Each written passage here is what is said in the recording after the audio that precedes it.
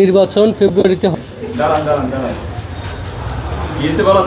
রমজান হতে আমরা আছি ফেনী সার্কিট হাউসে। ক্লিয়ার, শুরু করব।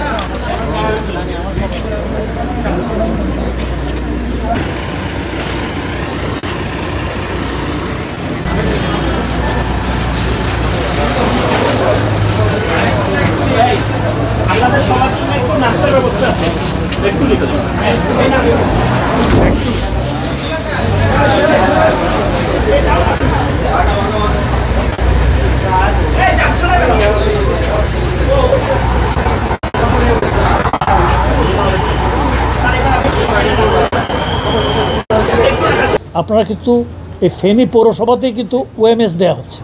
আপনারা দেখেন চালের মান কিন্তু ভালো, চালের মান কিন্তু ভালো। ঢাকাতে কিন্তু আমরা লক্ষ্য করেছি, বিভিন্ন জায়গায় খোঁজ নিয়েছি, যেই চাল বাজারে 60 টাকা বিক্রি হয় এটাই 30 টাকাতে ওএমএসে দেওয়া হচ্ছে। সেই চাউলে 15 টাকা পাবে খাদ্য বান্ধব কর্মসূচিতে যারা দরিদ্র মানুষ তারা পাবে। কিন্তু এটা খারাপ মানের জিনিস কিন্তু দেওয়া হয় না। এককালে আপনারা বলতে পারবেন না, যারা একটু আমার মতো বয়স্ক কেউই নাই এখানে ইয়ে করে, আমরা যে রেশনের চাল খেয়েছি আগে গন্ধ থাকতো, রান্না করতেছে এটার মধ্যে চুলার মধ্যে ইয়ের মধ্যে বাড়তেছে। এগুলি আপনারা দেখেন নাই, আপনারা ভুলে গেছেন।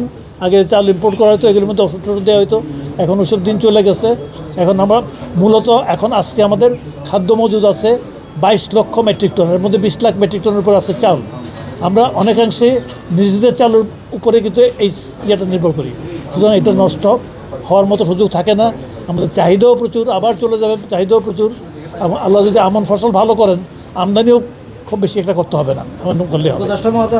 আপনারা এটা জানেন যে এই বছর থেকে গত বছর পর্যন্ত ছিল প্রোগ্রামটা ছিল 5 মাস 50 লক্ষ লোককে 30 কেজি করে চাল দেওয়া হতো, 50 লক্ষ ফ্যামিলিকে।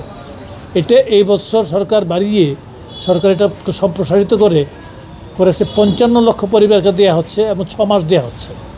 এই 6 মাসের প্রথম মাস হচ্ছে আগস্ট মাস, আগস্ট সেপ্টেম্বর অক্টোবর নভেম্বর এই 4 মাস হবে।